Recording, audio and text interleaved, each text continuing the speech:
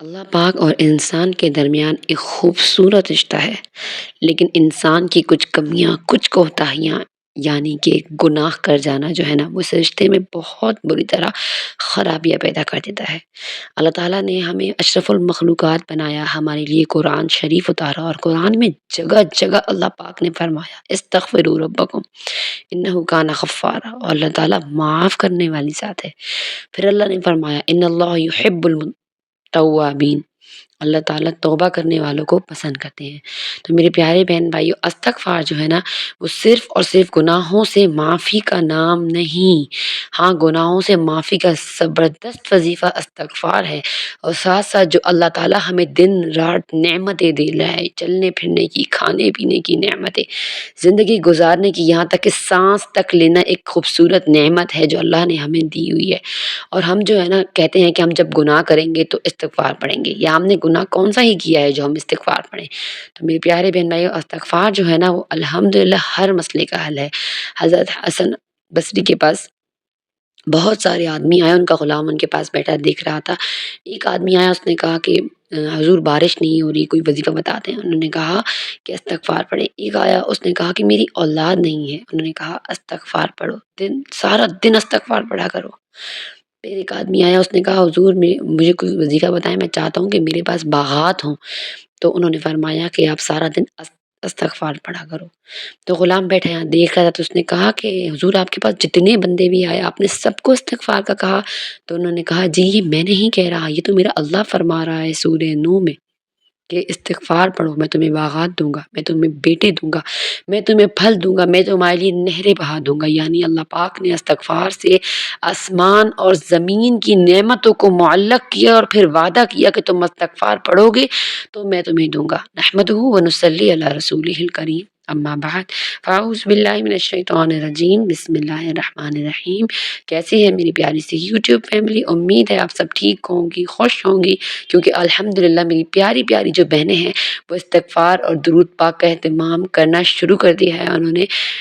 میری کوشش ہی ہوتی ہے ہر ولاگ میں کہ میں ایک تو ولاگ بہت زیادہ لمبا بنا کے اپنی پیاری بہنوں کو بور نہ کروں، اور دوسرا میری کوشش یہ ہوتی ہے کہ آپ لوگ کے ساتھ خاص خاص باتوں کے معاملے میں جو ہے نا بات کی جائے، یعنی خاص چیز، جیسے کہ بہت ساری بہن کمنٹ آ رہے ہیں۔ ایک بہت پیاری بہن کا کمنٹ آیا کہ آپ ہی میری اولاد نہیں ہے، میں بہت پریشان ہوں، میری شادی کو 7 سال ہو گئے ہیں اور میں بہت پریشان ہوں۔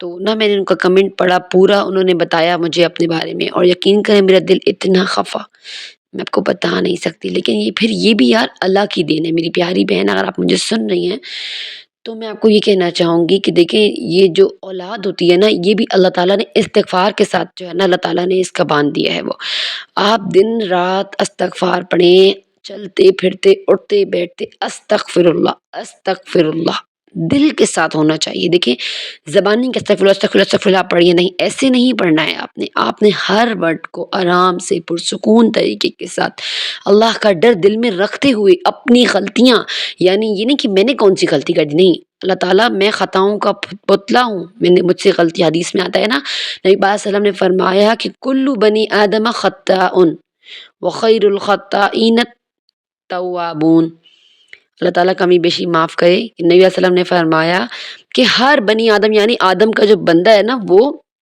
بیٹا جو ہے وہ مطلب خطا کار ہے، لیکن خیر خطا کار کون سا ہے؟ اچھا، جو اللہ سے توبہ کر لے۔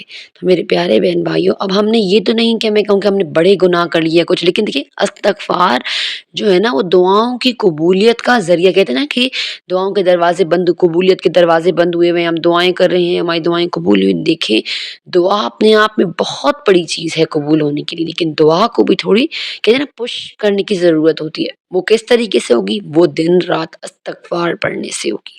اور کوشش کریں، بہت ساری بہنیں کہتی ہیں نا کہ آپ بھی کوئی ایسا طریقہ بتائیں کہ ہم لوگ نا استغفار پڑھتے پڑھتے تھوڑے کاموں میں مشغول جاتے ہیں، تو ہمیں کوئی مقدار بتا دیں۔ تو میری پیاری بہنوں، اللہ تعالیٰ نے اپنے پیارے رسول صلی اللہ علیہ وسلم کو بھی استغفار کا کہا کہ آپ پڑھیں، حالانکہ ہمارے نبی تو کوئی گناہ کر ہی نہیں رہے تھے، نعوذ باللہ، وہ تو بخشائی ذات اللہ نے انہیں بنایا۔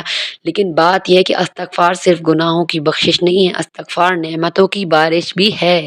تو اگر آپ چاہتی ہیں نا کہ آپ کی اولاد ہو، آپ کا رزق کشادہ ہو، آپ کی دعائیں اللہ پاک قبول کرے، آپ کے رشتے ہو جائیں، کاروبار لگ جائیں، سارے مسئلے زندگی کے حل ہو جائیں، دنیا کی نعمتیں آپ کو ملیں، تو آپ جو ہے نا استغفر اللہ پڑھیں۔ ایک بہت ہی خوبصورت استغفار نبی پاک صلی اللہ علیہ وسلم کی حدیث میں بھی آتا ہے کہ نبی صلی اللہ علیہ وسلم فرماتے ہیں کہ وہ نبی صلی اللہ علیہ وسلم کسی محفل سے اٹھتے نہیں تھے یہاں تک کہ وہ 70 مرتبہ استغفر اللہ نہیں پڑھ لیتے تھے۔ اب استغفار کی بھی بہت ساری قسمیں ہیں، آپ جو استغفار جو آپ کو پسند ہے آپ پڑھو۔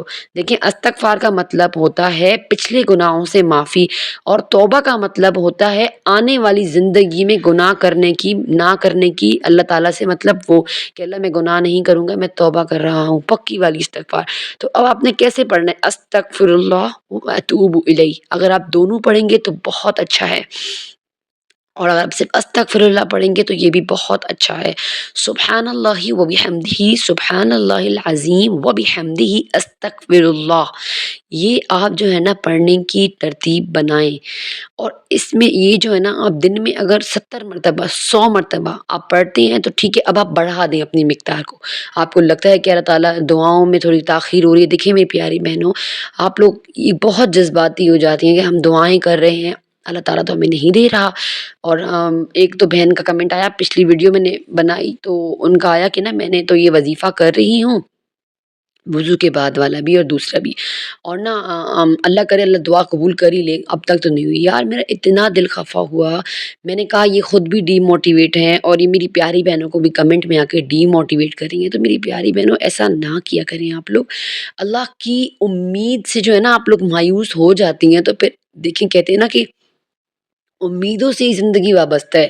جب ہم جیسی ہم امید لگاتے ہیں نا، اگر ہم اچھی امید لگائیں گے تو ہمارے ساتھ اچھا ہوگا، اگر ہم غلط امیدیں لگائیں گے، بری امیدیں لگائیں گے کہ ہمارا تو نصیب ہی ایسا ہے، ہمارے ساتھ تو ہوتا ہی ایسے ہے، اللہ تعالیٰ تو ہماری سنتا ہی نہیں ہے، نعوذ باللہ، یہ چیزیں ناشکری کی طرف لے کے جاتی ہیں، گمراہی کی طرف لے کے جاتی ہیں، اور گمراہی تو انسان کو ڈائریکٹ جہنم کی طرف لے کے جاتی ہے۔